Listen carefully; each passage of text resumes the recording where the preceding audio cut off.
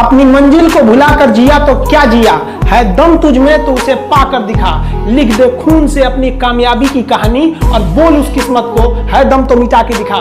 दोस्तों आज की वीडियो के अंदर संविधान को पूरा निचोड़ कर रख देंगे, जो आप लोगों के लिए इतना ज़्यादा इम्पोर्टेंट है कि आप लोगों को सिलेक्शन तक पहुंचा सकता है। तो नमस्कार, जय हिंद दोस्तों, स्वागत है आप सभी का यशस्वी योद्धा के बेहतरीन ऑनलाइन प्लेटफॉर्म पर। दोस्तों अगर आप लोग भी कर रहे हैं तैयारी तो पूरे वीडियो को स्किप मत करिएगा, क्योंकि इसमें 50 ऐसे प्रश्न हैं जो सिलेक्टेड हैं और आप लोगों के लिए रामबाण है। तो चलिए दोस्तों वीडियो को शुरू करते हैं। पहला प्रश्न ये रहा आपके सामने कि किस भाग को संविधान की आत्मा कहा जाता है। तो दोस्तों याद रखिएगा, इसका करेक्ट आंसर हो जाएगा ऑप्शन नंबर दूसरा वाला, प्रस्तावना को कहा जाता है। प्रस्तावना को क्या कहा जाता है भैया, क्या कहा जाता है? संविधान की आत्मा कहा जाता है, याद रखिएगा। तो आपका रहा अगला प्रश्न, दूसरा नंबर का प्रश्न कह रहा है कि भारतीय संविधान के अनुसार देश का प्रथम नागरिक कौन होता है। तो दोस्तों याद रखिएगा, हम बिल्कुल बेसिक लेवल से चलेंगे, बिल्कुल बेसिक लेवल से चलेंगे। तो भारतीय संविधान के अनुसार जो देश का प्रथम नागरिक होता है उसका नाम होता है दोस्तों राष्ट्रपति होता है, राष्ट्रपति होता है। इसका करेक्ट आंसर हो जाएगा ऑप्शन नंबर ए वाला। याद रखिएगा दोस्तों, भारतीय संविधान में के अनुसार दोस्तों देश का प्रथम नागरिक राष्ट्रपति होता है। कुछ लोग तो प्रधानमंत्री ही समझते हैं, परंतु दोस्तों आप लोग ऐसा मत समझा करिए, ठीक है। ये रहा आपका दोस्तों आपका अगला प्रश्न, 3 नंबर का प्रश्न कह रहा है कि संपत्ति के अधिकार से संबंधित संशोधन। देखिए जो संपत्ति का अधिकार है इससे संबंधित संशोधन कब हुआ था दोस्तों? तो आपको बता दूं, 44वां संविधान संशोधन हुआ था संपत्ति के अधिकार को लेकर। इसका मतलब इसका करेक्ट आंसर हो जाएगा ऑप्शन नंबर ए वाला। तो आज याद रखिएगा, जो संपत्ति के अधिकार से संबंधित संशोधन है वो 44वां संविधान संशोधन है। ऑप्शन नंबर ए वाला सही हो जाएगा। अब आपका 4 नंबर का प्रश्न कह रहा है कि दोस्तों, अब आपका दोस्तों अगला प्रश्न ये रहा, 4 नंबर का प्रश्न कह रहा है कि भारतीय संविधान निम्नलिखित में से कौन सी नागरिकता प्रदान करती है। तो दोस्तों आप सभी को बता दूं, इसका करेक्ट आंसर हो जाएगा, ये जो भारतीय संविधान के अनुसार दोस्तों कौन सी दोस्तों नागरिकता प्रदान करती है। तो याद रखिएगा, एकल नागरिकता प्रदान करती है। इसका मतलब राइट आंसर हो जाएगा ऑप्शन नंबर ए वाला, ठीक है। आपका रहा अगला प्रश्न, ये कह रहा है कि भारतीय संविधान के निर्माण में कुल कितना समय लगा। जो भारतीय संविधान बना दोस्तों उसमें उसके निर्माण में उसको बनाने में कुल कितने दिन लगे थे। तो आपसे याद रखिएगा दोस्तों, 2 वर्ष 11 माह 18 दिन लगा था भारतीय संविधान में। कोई पूछे आपसे तो उसका जवाब दे दीजिएगा। इसका राइट आंसर हो जाएगा ऑप्शन नंबर सी वाला। तो चलिए दोस्तों अब हम लोग चलते हैं अपने अगले प्रश्न की ओर। सभी प्रश्न यकीन मानिए दोस्तों, विश्वास रखिए, सभी प्रश्न आप लोगों के लिए बहुत ही ज्यादा महत्वपूर्ण है। अब आपका अगला प्रश्न है कि भारतीय संविधान की प्रस्तावना में देश का कौन सा नाम उल्लेखित है। तो दोस्तों आप सभी को बता दूं कौन सा नाम उल्लेखित है। ये प्रश्न बार बार पेपर में आया हुआ प्रश्न है, तो याद रखिएगा दोस्तों, भारत और इंडिया। ऑप्शन नंबर सी वाला सही हो जाएगा। चलिए अब हम लोग चलते हैं अपने 7 नंबर के प्रश्न की ओर। कह रहा है कि संविधान सभा की क्या भैया, कह रहा है कि संविधान सभा जो है भैया, संविधान सभा की प्रथम बैठक कब हुई थी। तो दोस्तों ये दोस्तों बहुत ही इंपॉर्टेंट क्वेश्चन है कि संविधान सभा की जो प्रथम बैठक हुई थी वो कब हुई थी। तो दोस्तों याद रखिएगा, जो भारतीय संविधान की प्रथम बैठक हुई थी वो 9 दिसंबर 1946 में हुई थी, और इसके अस्थायी अध्यक्ष डॉक्टर सच्चिदानंद सिन्हा जी थे। और दोस्तों कौन थे? उसके बाद 11 दिसंबर 1946 को दोस्तों मात्र 2 दिनों के बाद जो सभा हुई थी उसमें याद रखिएगा अस्थायी अध्यक्ष डॉक्टर राजेंद्र प्रसाद जी थे। और आपसे अगर ये पूछ ले कि संविधान सभा की दूसरी बैठक कब हुई थी, तो दोस्तों याद रखिएगा संविधान सभा की दूसरी बैठक हुई थी 31 अक्टूबर के दिन हुई थी, 31 अक्टूबर 1947 को। और दोस्तों आपको बता दूं कि कुल कितनी महिलाएं गई थी। तो याद रखिएगा 15 कुल महिलाएं गई थी, उसमें एक मुस्लिम महिला थी मात्र, ठीक है, मात्र उसमें एक महिला मुस्लिम जो थी, ठीक है। ये आप लोगों को एक एक पॉइंट याद रखना होगा। और पूछ ले कि कुल कितने व्यक्ति थे, तो 389 व्यक्ति थे। देशी रियासत से 93 व्यक्ति थे और 292 व्यक्ति मेरे प्यारे विद्यार्थी 292 व्यक्ति किसके थे, आप लोग कमेंट बॉक्स में इसका कमेंट करके बताइएगा, ढूंढ कर बताइएगा। मैं इसलिए आप लोगों के लिए छोड़ दे रहा हूं क्योंकि आप लोग जाकर कुछ न कुछ सर्च करके जरूर बताइएगा और आपको यहाँ पर एक एक पॉइंट क्लियर कर दिया जाएगा। अब आपका रहा 8 नंबर का प्रश्न कि भारत का मूल संविधान कहां से प्रकाशित हुआ था। तो दोस्तों याद रखिएगा, इसका राइट आंसर हो जाएगा ऑप्शन नंबर डी वाला, देहरादून से प्रकाशित हुआ था। ऑप्शन नंबर डी वाला सही हो जाएगा। अब आपका अगला प्रश्न है, कह रहा है कि भारत का मूल संविधान कहां संरक्षित है। ये भी बहुत ही महत्वपूर्ण प्रश्न है। तो दोस्तों याद रखिएगा, आज के बाद याद रखिएगा कि जो भारत का मूल संविधान कहाँ संरक्षित है, तो संसद भवन में है, पार्लियामेंट कहते हैं मेरे प्यारे विद्यार्थी। इसका करेक्ट आंसर हो जाएगा ऑप्शन नंबर बी वाला। अगला प्रश्न है 10 नंबर का प्रश्न, कह रहा है कि संविधान के किस भाग में नीति निर्देशक तत्व यानी डीपीएसपी कहते हैं, डायरेक्शन प्रिंसिपल स्टेट पॉलिसी। दोस्तों ये जो राज्य के नीति निर्देशक तत्व अगर पूछ लिए कहाँ से लिया गया है, तो मेरे प्यारे विद्यार्थी ये आयरलैंड से लिया गया संविधान है। और आयरलैंड ने इसको कहाँ से लिया है, इसको स्पेन से लिया है मेरे प्यारे विद्यार्थी। और दोस्तों याद रखिएगा, चेक के समान किसने कहा, ये प्रश्न आपसे पूछता है तो केटी शाह जी ने इसे चेक के समान कहा है। इसमें अनुच्छेद कितने हैं, तो 36 से लेकर 51 तक के अनुच्छेदों की चर्चाएं इस अनुच्छेद में किया गया है। प्रश्न पहले देखिए, कह रहा है कि संविधान के किस भाग में नीति निर्देशक तत्वों का उल्लेख किया गया है। तो याद रखिएगा विद्यार्थियों, कौन सा भैया, चतुर्थ भाग में नीति निर्देशक तत्व का, और तृतीय भाग में भैया, तृतीय भाग में मूल अधिकार को बात की गई। मूल अधिकार को नरसंगिक या मैग्ना कार्टा भी कहा जाता है, हम आगे डिटेल में आपको बताएंगे दोस्तों। चलिए हम लोग चलते हैं अब अपने अगले प्रश्न की ओर। अब आपका रहा अगला प्रश्न, अब आपका विद्यार्थियों अगला प्रश्न ये है कि संविधान के किस भाग में संविधान संशोधन की प्रक्रिया का उल्लेख है। तो मेरे प्यारे विद्यार्थियों याद रखिएगा मेरे प्यारे लाल, इसका करेक्ट आंसर हो जाएगा भाग 20, ऑप्शन नंबर सी वाला सही हो जाएगा। उम्मीद करता हूं एक एक प्रश्न आप सभी के दिमाग में सीधा कनेक्ट हो रहा होगा ना। अगर कनेक्ट हो रहा तो वीडियो को लाइक कर दीजिएगा और तुम्हारे उन भाई बहन तक शेयर कर दीजिएगा जिनके पास कोचिंग जाने तक का फीस नहीं है। तो चलिए दोस्तों हम लोग चलते हैं अपने अगले प्रश्न की ओर। कह रहा कि 74वें संविधान संशोधन अधिनियम द्वारा भारतीय संविधान में कौन सी अनुसूची जोड़ी गई। तो मेरे प्यारे विद्यार्थियों याद रखिएगा, इसका करेक्ट आंसर हो जाएगा 12वीं, ऑप्शन नंबर डी वाला सही हो जाएगा। दोस्तों अगला प्रश्न है कि 500 से अधिक रजवाड़ों यानी देसी रियासत के भारत में विलय के लिए कौन उत्तरदायी था। तो दोस्तों याद रखिएगा कौन उत्तरदायी था, ये बहुत ही महत्वपूर्ण प्रश्न है। तो याद रखिएगा दोस्तों, सरदार वल्लभ भाई पटेल उत्तरदायी थे। 500 से अधिक रजवाड़ों में के भारत के विलय के लिए कौन उत्तरदायी था, तो सरदार वल्लभ भाई पटेल जी थे। अब आपका 14 नंबर का प्रश्न ये रहा, कह रहा है कि नए राज्य के गठन अथवा सीमा में परिवर्तन करने का अधिकार किसको है। तो मेरे प्यारे विद्यार्थियों याद रखिएगा, इसका राइट आंसर हो जाएगा ऑप्शन नंबर डी वाला, संसद को। जैसा कि मैंने आपको बताया था कि नए राज्य के गठन और जो सीमा में परिवर्तन करने का जो अधिकार है ये संसद को है। हम लोग चलते हैं अपने 15 नंबर के प्रश्न की ओर, धीरे धीरे 15 नंबर के प्रश्न की ओर बढ़ते हुए। कह रहा है कि भारत में संविधान को कब अपनाया गया। तो याद रखिएगा मेरे लाल कि भारत में जो संविधान को कब अपनाया गया दोस्तों, तो याद रखिएगा भारत में संविधान को 26 नवंबर 1949 के दिन अपनाया गया। और मेरे प्यारे विद्यार्थी अगर पूछ लागू किया गया तो लागू कब किया गया था, तो लागू किया गया था 26 जनवरी 1950 को। ठीक है दोस्तों, अब आपका अगला प्रश्न ये रहा है, अब आपका अगला प्रश्न ये है कि देशीकरण द्वारा नागरिकता प्राप्ति का एक तरीका कौन है। याद रखिएगा जो नागरिकता प्राप्त करने कितने प्रकार से, तो 5 प्रकार से होता है भैया। कौन सा, 5 प्रकार से। तो देशीकरण भी उसके अंतर्गत आता है। देशीकरण के द्वारा नागरिकता प्राप्त करने का एक तरीका क्या है, तो दोस्तों आपको बता दूं इसका करेक्ट आंसर हो जाएगा ऑप्शन नंबर सी, विदेशी पुरुष से विवाह करने पर दोस्तों। ठीक है, अब चलिए दोस्तों हम लोग चलते हैं अपने अगले प्रश्न की ओर। 17 नंबर का प्रश्न है कि मौलिक अधिकारों के निलंबन का आदेश कौन दे सकता है। तो याद रखिएगा विद्यार्थियों, मौलिक अधिकारों के निलंबन का जो आदेश है मेरे प्यारे विद्यार्थी, इसको राष्ट्रपति देता है। ऑप्शन नंबर डी वाला सही हो जाएगा। अब आपका 18 नंबर का प्रश्न, एक भी प्रश्न मजाक में मत लीजिएगा, आप लोगों से रिक्वेस्ट करता हूं कि एक भी प्रश्न मजाक में नहीं लेना आप लोगों को।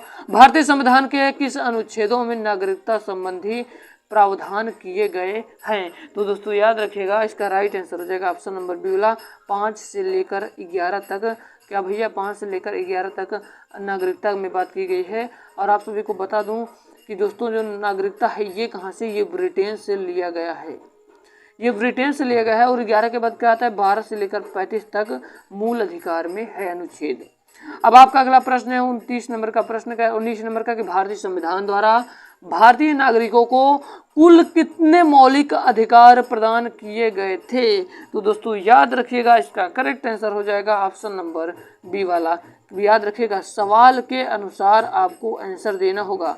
क्या भैया, आपको सवाल के अनुसार आपको आंसर देना होगा, ना कि आपको तुक्का लगाना है और ना ही बिना आपको डिटेल में समझ के ही टिक लगाना है। याद रखिए, भारतीय संविधान द्वारा भारतीय नागरिकों को कुल कितने मौलिक अधिकार प्रदान किए गए थे? पॉइंट को याद रखिएगा, 7, परंतु वर्तमान में कितने हैं? 6। संपत्ति के अधिकार को दोस्तों अब इसको हटा दिया है मूल अधिकार में से, अभी एक कानूनी अधिकार बन चुका है। अब आपका 20 नंबर का प्रश्न कह रहा है कि भारतीय नागरिकों के मौलिक अधिकारों का वर्णन है। तो दोस्तों याद रखिएगा, भारतीय नागरिकों के मौलिक अधिकारों का वर्णन दोस्तों इसका करेक्ट आंसर हो जाएगा ऑप्शन नंबर ए वाला, संविधान के अनुच्छेद 12 से 35 तक। अब आपका अगला प्रश्न कह रहा है कि संविधान का वह कौन सा भाग है जो संविधान के निर्माताओं के मस्तिष्क और उद्देश्यों को प्रतिबंधित करता है? तो मेरे प्यारे विद्यार्थी याद रखिएगा, इसका करेक्ट आंसर हो जाएगा ऑप्शन नंबर सी वाला, राज्य नीति निर्देशक तत्व यानी DPSP। 20 नंबर के प्रश्न को मैंने बता दिया है दोस्तों। अब आपका 22 नंबर का प्रश्न कह रहा है कि राज्य के नीति निर्देशक तत्वों को याद रखिएगा भाग 4 में है, अनुच्छेद कितने से कितने तक, 36 से लेकर 51 तक इसमें बात किया गया है। ये सब पॉइंट आप लोग याद रखिएगा। उल्लेख भारतीय संविधान के किस भाग से है? तो भाग 4 में है, ऑप्शन नंबर सी वाला सही हो जाएगा। अब आपका अगला प्रश्न है कि निम्न में से कौन सी एक समिति के नागरिकों में मूल कर्तव्य को 1976 में सम्मिलित करने की अनुशंसा की थी? तो दोस्तों याद रखिएगा, इसका करेक्ट आंसर हो जाएगा ऑप्शन नंबर डी वाला, स्वर्ण सिंह समिति। 24 नंबर का प्रश्न कह रहा मेरे प्यारे विद्यार्थी, 24 नंबर का प्रश्न कह रहा है कि भारतीय संविधान में मूल कर्तव्यों को शामिल करने का विचार किस देश के संविधान से लिया गया है? तो दोस्तों याद रखिएगा, जो 24 नंबर का प्रश्न है ये बहुत लोगों को फंसाता है। याद रखिएगा, पूर्व सोवियत संघ से लिए गए हैं। अब आपका रहा 25 नंबर का प्रश्न। 25 नंबर का प्रश्न दोस्तों कह रहा है कि निम्नलिखित में से किस देश का सबसे बड़ा लिखित संविधान है? तो आज इसे याद रखिएगा, इसका जो करेक्ट आंसर हो जाएगा, इसका करेक्ट आंसर कौन सा हो जाएगा भैया? ऑप्शन नंबर डी वाला, इंडिया का ही लिखित संविधान सबसे बड़ा है। अब आपका 26 नंबर का प्रश्न कह रहा है भैया, 26 नंबर का प्रश्न आपसे ये कह रहा है कि पंचवर्षीय योजना की अवधारणा किस देश के संविधान से प्रेरित है? तो दोस्तों याद रखिएगा, सोवियत संघ से प्रेरित है, ऑप्शन नंबर ए वाला सही हो जाएगा। 27 नंबर का प्रश्न आपके स्क्रीन के सामने है कि कह रहा है कि संघ की कार्यपालिका शक्ति निहित है। तो दोस्तों याद रखिएगा, इसका राइट आंसर हो जाएगा राष्ट्रपति में है, ऑप्शन नंबर बी वाला सही हो जाएगा। अब आपका रहा अगला प्रश्न दोस्तों कह रहा है कि भारत में कार्यपालिका का अध्यक्ष कौन होता है? तो दोस्तों आप सभी को बता दूं, भारत में जो कार्यपालिका का अध्यक्ष होता है वो राष्ट्रपति ही होता है। इसका मतलब करेक्ट आंसर हो जाएगा ऑप्शन नंबर ए वाला। उम्मीद करता हूँ एक प्रश्न आपके समझ में आ रहा होगा। अगर समझ में आ रहा तो वीडियो को लाइक जरूर करिएगा मेरी मेहनत के लिए। अगला प्रश्न है कि संपूर्ण संविधान को कब लागू किया गया? तो मेरे प्यारे विद्यार्थी याद रखिएगा, इसका राइट आंसर हो जाएगा ऑप्शन नंबर बी वाला, लागू किया गया था 26 जनवरी 1950 को। अब आपका 30 नंबर का प्रश्न कह रहा है कि भारत संविधान के किस अनुच्छेद में निर्वाचन आयोग का वर्णन है? तो भारत संविधान के किस अनुच्छेद में निर्वाचन आयोग का वर्णन है? तो दोस्तों आज से याद रखिएगा, अनुच्छेद 324 में।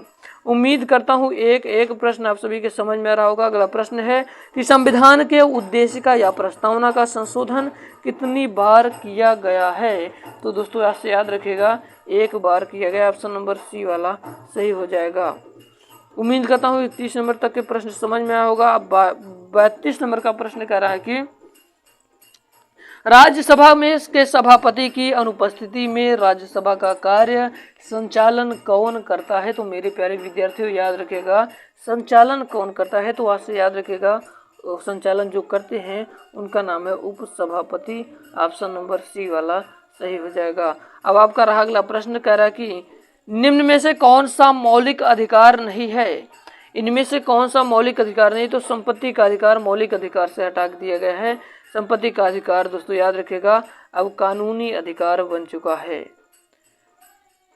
34 नंबर का प्रश्न कह रहा है कि विधान संशोधन की प्रक्रिया का वर्णन किस अनुच्छेद में किया गया है? तो दोस्तों याद रखिएगा, इसका राइट आंसर हो जाएगा ऑप्शन नंबर बी वाला अनुच्छेद 368। ये कहाँ का संविधान से कहाँ से लिया? दक्षिण अफ्रीका से। अब आपका अगला 35 नंबर का प्रश्न कह रहा है कि भारतीय संविधान लागू करते समय कितने अनुच्छेद, कितने भाग और कितनी अनुसूचियां थे? याद रखिएगा 8 अनुसूचियां थी, 22 भाग थे, 395 अनुच्छेद थे। और दोस्तों वर्तमान की बात करें तो 12 अनुसूचियां, 25 भाग, 448 अनुच्छेद हैं। 36 नंबर का प्रश्न कह रहा है कि जब संविधान लागू हुआ तब उसमें कितनी अनुसूचियां थी? तो याद रखिएगा जब संविधान लागू हुआ था दोस्तों कुल कितनी अनुसूचियां थी? तो उसमें कुल 8 अनुसूचियां उस समय थी। प्रेजेंट में 12 प्रेजेंट में है। परंतु दोस्तों आप सभी को पता होना चाहिए दोस्तों कि एक एक प्रश्नों को आपको समझकर चलना होगा। कह रहा कि मताधिकार की आयु 21 वर्ष से घटाकर 18 वर्ष के संशोधन में कर दी गई। तो दोस्तों याद रखिएगा 61वें संविधान संशोधन में 21 वर्ष से हटाकर 18 वर्ष कर दी गई है। अब 18 साल के लोग भी इसलिए दोस्तों क्या वोटिंग कर लेते हैं इसी की वजह से। अब आपका 38 नंबर का प्रश्न है कि नीति निर्देशक तत्व का महत्व किसके लिए है? तो दोस्तों याद रखिएगा नीति निर्देशक तत्व है जो है ये राज्य के लिए है। अगला प्रश्न कह रहा है कि भारतीय संविधान के अनुसार देश के तीनों सेनाओं का अध्यक्ष कौन होता है? तो दोस्तों याद रखिएगा तीनों सेनाओं का अध्यक्ष राष्ट्रपति होता है। ऑप्शन नंबर ए वाला सही हो जाएगा। 40 नंबर का प्रश्न आपकी स्क्रीन के सामने है दोस्तों। 40 नंबर का प्रश्न कह रहा है कि जब संविधान लागू हुआ था तब उसमें कितने भाग थे? तो दोस्तों याद रखिएगा जब संविधान लागू हुआ था दोस्तों तो उसमें कुल कितने भाग थे? याद रखिएगा उसमें कुल 22 भाग थे। अब आपका रहा अगला प्रश्न दोस्तों कि संविधान सभा को कितने मूर्त रूप प्रदान किया? तो दोस्तों याद रखिएगा इसका करेक्ट आंसर हो जाएगा ऑप्शन नंबर डी वाला जवाहरलाल नेहरू। 42 नंबर का प्रश्न आपकी स्क्रीन के सामने है दोस्तों। 42 नंबर का प्रश्न कह रहा है कि भारतीय संविधान के किस भाग को उसकी आत्मा की आख्या प्रदान की? तो दोस्तों याद रखिएगा प्रस्तावना। इसको किसने कहा था? डॉक्टर भीमराव अंबेडकर जी ने। 43 नंबर का प्रश्न कह रहा है कि भारतीय संविधान की कौन सी विशेष व्यवस्था इंग्लैंड से ली गई है? तो दोस्तों पहली चीज याद रखिएगा ये यूएसए से लिया गया है। मूल अधिकार यूएसए से लिया गया है।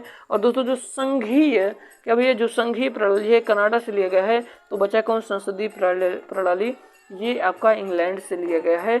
अब आपका अगला प्रश्न ये रहा आपके सामने कि वर्तमान में संविधान में कितने अनुसूचियां हैं? तो दोस्तों याद रखिएगा वर्तमान में संविधान में कितनी अनुसूचियां हैं? तो आपसे याद रखिएगा कुल 12 अनुसूचियां। ऑप्शन नंबर सी वाला सही हो जाएगा।